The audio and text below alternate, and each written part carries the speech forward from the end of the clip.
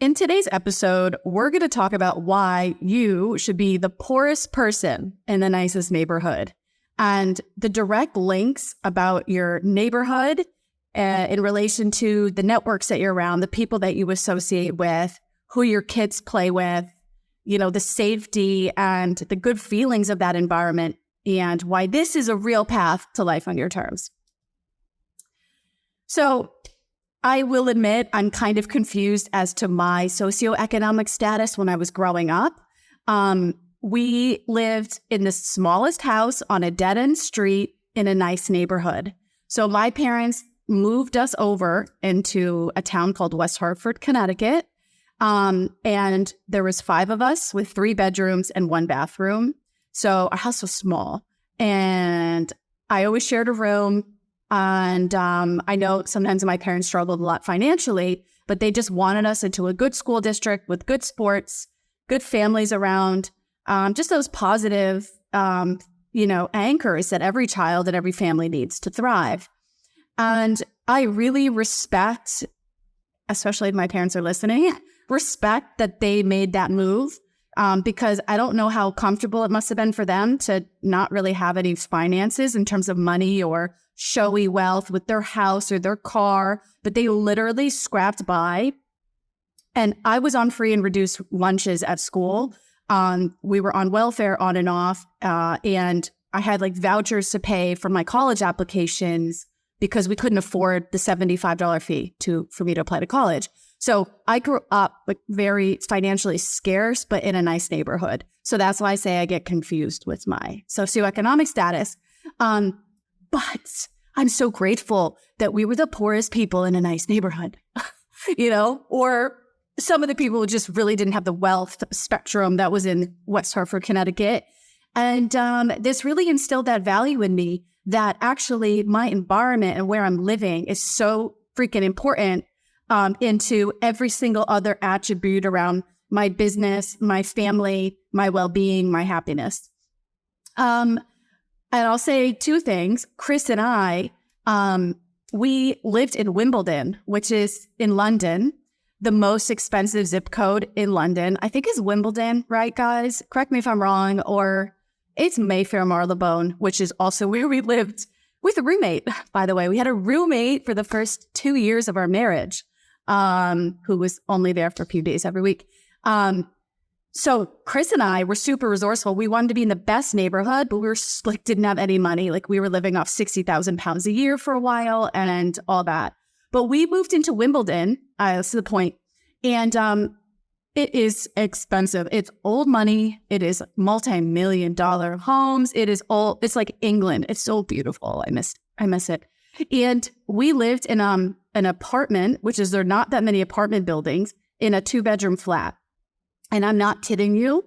When I looked out my window from this 2-bedroom flat, I looked out to a multi-million-dollar standalone single home, family home mansion on all ends. And then my neighbors, I was like, who are you people? They were just the top of their industries, super successful entrepreneurs. They were super cool. So I remember we had no money, but we lived in the nicest neighborhood. I went to the coffee shops there. I made really good girlfriends there. I had my first kid there. So I'd walk around as a new mom and meet all the moms in that neighborhood. I did business there. So I talked about, a lot of other young people were entrepreneurs. So I did coaching with people. I would invite people to events in Wimbledon. I made something out of it. And I realized that if I had a bit of a bigger house, but in a not great neighborhood, my entire experience would be different. Could you imagine if Chris and I maybe lived a couple towns over, not that nice, not that same network, and then we'd be out there. Oh, but our house is a bit bigger. Well, we decided to constantly, Chris and I, where I live is actually more important than how big my house is.